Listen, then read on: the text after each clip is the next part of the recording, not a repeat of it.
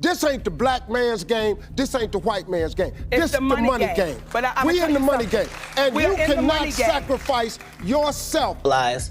I didn't say anything that made me look in a good light. I wasn't tearing down others to boost myself. This ain't the black man's game.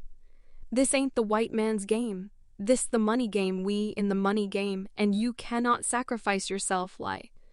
I didn't say anything that made me look in a good light. I wasn't tearing down others to boost myself up. Monique just jumped on board with Katt Williams, and together they're spilling the tea on the not-so-pretty side of the comedy world. Now everyone's talking about it and wondering who they're pointing fingers at this time. To kick things off, see Williams' Rhett. Ali stirred things up during his chat on Club Shay January 4th, but he saved his harshest words for Steve Harvey. Remember Steve, the guy who watched Mark Curry's sitcom, and then, according to Williams, copied the whole thing in that interview. Williams said that now Steve is someone who has his own show, how he's always playing a principal, and he's always in a suit, that he even went on to say that he has this high-top fade and acts like he's the king of hairlines. But Katt said that it's all fake. Okay, he didn't stop there either when it comes to movies. Steve has said that he never wanted to be a movie star. But Williams called him out, saying that that's the guy who threw shade at Bernie Mac. Williams basically went on to say that there are 30,000 new scripts in Hollywood every year, but none of them when a guy who talks funny and looks like Mr. Potato Head. Yep, he was talking about Steve Harvey. Have a look for yourself every year. Not one of them ask for a country bumpkin black dude that can't talk good over and look like Mr. Potato Head. There ain't none you would have to have. And that's not all. Williams even shared why he said no to being in the original Kings of Comedy. He knows the real story. He's like, you think I'm going to let you disrespect Bernie and then expect me to join? I'm the next big thing. He pointed out that everyone thought Steve was funnier than Bernie. While Bernie was still around, Williams was clear it was Steve's store. He was meant to be the star. He's telling everyone to see the truth, and y'all thought y'all had one over on him. You thought he were black and ugly, and you were good looking, and he couldn't make it 'cause you did. Meanwhile, Monique's been expressing her own grievances about Steve Harvey's way of doing things in the industry, especially when it comes to sidelining other comedians. So there was this one time on Steve Harvey's talk show where Monique, the comedian and actress, opened up about being branded as troublesome. She and her husband, manager Sydney Hicks, got this label for standing their ground. The folks behind the movie Precious wanted her to do extra Oscar her campaign work, but Monique was straight up and declined the offer. Now I said no to some very powerful people. I said no to Tyler Perry. I said no to Lee Daniels, and I said no to Lionsgate. But that's not even the most interesting part. Of course, she felt let down by those in her own community, like Oprah, Tyler, Lee Daniels. And she has added Steve Harvey to that list. She's like, all I knew was that I was in the right. You even told me, Monique, you're not wrong. But what really got to her was how Steve Harvey criticized her publicly, without even having a heart-to-heart with her. First, she felt totally betrayed by that move. And when I heard you go in the air, and you said my sister and burnt too many bridges, and there's nothing I can do for her. Now, Steve, do you know how hurt I back in January 2018? Monique, who hails from Baltimore, made some noise when he called for a boycott on Netflix. She was fired up about gender and racial discrimination because they offered her only $500,000 for a comedy special. That's peanuts compared to the millions dished out to Amy Schumer, Chris Rock, and Dave Chappelle chatting with Steve Harvey. Monique shared how her family felt the pinch after the Oscar drama and the Netflix deal going south. But what really got to her was how other well-known African Americans in Hollywood, including Steve, didn't publicly have her back. When she questioned Steve about why she didn't stand with her, his answer was all about the money. He said that this is the money game and it's not really about black or white. As for him, it's all about the bucks. Monique fired back at him instantly, saying before it's a money game, it's about Integrity, but Steve Stew was a head-scratcher. He basically said money trumps integrity every time. It's wild. Right, his bluntness about putting cash over principles left many stunned. It really makes you question. And his values, this attitude of keeping quiet, even when things rough, especially for those close to him, just to protect his wallet.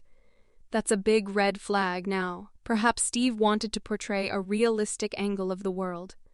Unfortunately, that's not what he was communicating. This is exactly what Katt Williams was getting at earlier in his critique of Steve Harvey. He hinted that there's not much substance under Steve's charming surface, pointing out the unsettling priorities that seem to drive Harvey's reactions. Pay you to not talk about things they don't want you to talk about. So after Monique's interview with Steve, she revealed that there was a lot left out from their conversation picture. This two friends finally having that much-needed open and honest talk. But there was so much we didn't get to see. Monique mentioned how she confronted a man who she's known for 25 years about privately supporting her, but not doing so publicly, and much of it was edited out later on. Steve came forward, expressing regret over his words to the comedian. He's taking full responsibility, realizing he needs to slow down and be more careful with his words. He's clear about owning up to what he did, insisting that those who know him are well aware of his integrity. Speaking of integrity, he clarified that in the interview he was referring to the way things were being handled. Nothing more. Meanwhile, Monique told Essence about her journey towards patience, especially in highlighting Hollywood's pay inequity for our Black women. She understands the fear of losing out, which leads people to accept less than they deserve. Monique feels it's crucial to stand up for what's right, not just for her sake, but for future generations. She believes in doing her part, honoring the struggles of those that came before her or will come after her. This whole situation started brewing after the release of the 2009 movie Precious, which was produced by Oprah and Tyler Perry and directed by Lee Daniels. Monique performance in he film winning her an Oscar for Best Supporting Actress led to Oprah and Tyler asking her to join the press tour for the movie. So here's the interesting bit. Though they didn't want to pay Monique for the Precious tour, Monique chose to turn it down, preferring to spend time with her family after all the effort she put into the film. As soon as she said no to Oprah and Tyler Perry, suddenly the media started to label her as tough and hard to work with. Just like that, Precious was a hit. The roles we then coming her way that disappeared like magic. It seemed like Hollywood just closed its doors on her. Monique shared that the Hollywood Reporter that Lee Daniels' LED slip was being sidelined in the industry. When she pressed him for a reason, he said it was because she didn't play the game. When she asked Daniels what she meant by the game, he didn't have much of an answer. But it's not hard to guess what he meant. It's like they're saying that all Black entertainers had to put Oprah up on a pedestal and never cross her or else. But Monique didn't stay quiet. In a 2015 interview, she claimed that the movie director, along with Perry and Winfrey, were responsible for her being blacklisted in Hollywood. One of the networks even told Lee that she was difficult to work with. Monique's take on this: if someone says she's difficult, they're probably heartless or don't value people coming from a blue-collar town. She's learned never to let anyone push her around or treat her badly. She believes in standing up for what's right. Now, you might think this was the only time Oprah let down Monique.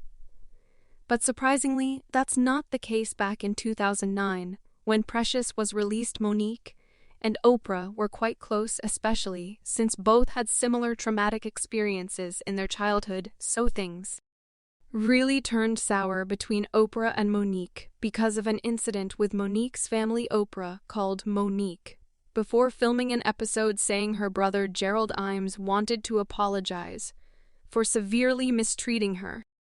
As a child, Monique wasn't keen on being part of it, but agreed to let the episode go ahead. But when it aired, not only was her brother on it, but also her parents and other brother, all downplaying what she had gone through. Monique felt betrayed, essentially knowing Oprah knew she was an angel from her Mother and she wouldn't have agreed to being on the show. You did do something wrong.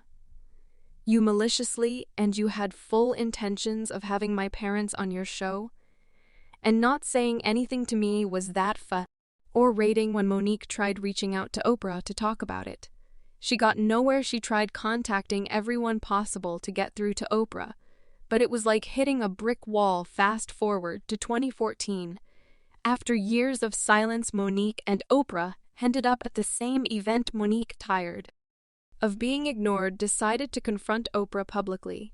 She was like, "Since you're not returning my calls, let's deal with this here." Monique asked Oprah why her parents were on that episode. Oprah responded saying that you showed up with her brother, and she had no idea. She then told Monique she'd look into it, and sort of apologized if she caused any offense. But to Monique, that apology didn't feel genuine at all. An apology is not something that you think need to give if somebody else think you need to too. Give it. Do you think Oprah really meant it when she publicly discussed the allegations Monique had made against her? Don't forget to share your thoughts in the comments below.